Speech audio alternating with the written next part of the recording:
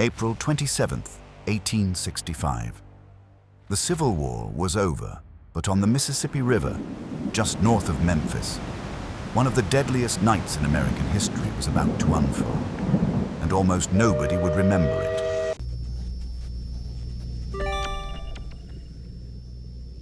The steamboat was called the Sultana, built to carry 376 people. That night, it was carrying over 2,100. Most of them were Union soldiers, just released from Confederate prison camps.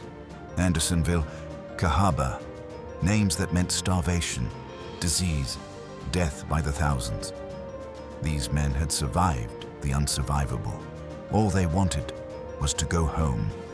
But greed had other plans.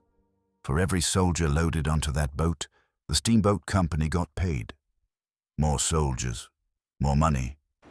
So they kept loading them on, deck after deck, packed shoulder to shoulder, until the ship groaned under a weight it was never built to carry.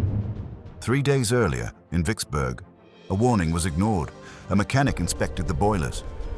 Cracked plates, weakened metal, damage that needed real repair. Real repair meant time. Time meant lost profit. So the captain ordered a patch instead. A temporary fix on a ship about to carry 6 times its legal limit, up a river swollen with spring flood water. Nobody stopped it. Nobody said no. The Sultana pushed north into the dark. At 2 in the morning, 7 miles above Memphis, it happened. The boilers exploded. Survivors described it as a bomb going off in the dead of night. The blast tore through the center of the ship, hurling men into the air. Some of them still asleep seconds before. Splintered wood, scalding steam, screaming in every direction. Then, the fire. It spread fast, consuming what was left of the ship within minutes. Men who had survived years of war, survived starvation, survived prison camps built to break them, were now trapped on a burning ship in the dark, in the middle of a flooded river, with nowhere left to run.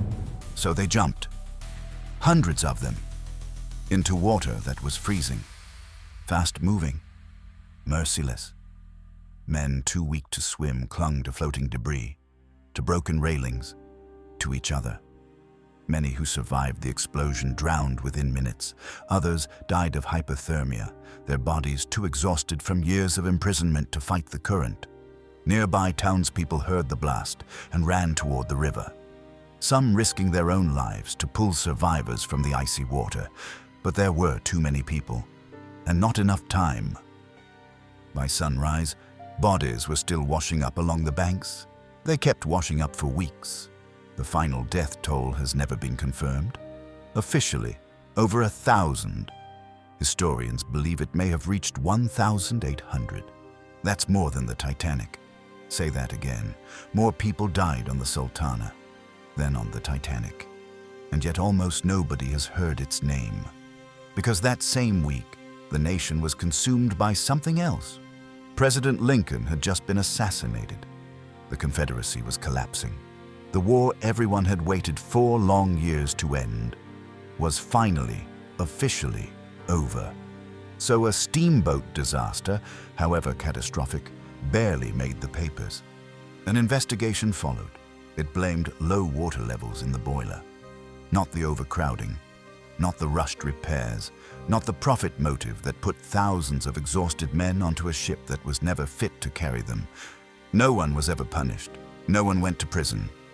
The Sultana sank into the mud of the Mississippi and stayed there, buried, forgotten, along with the men who died on her. To this day, it remains the deadliest maritime disaster in American history.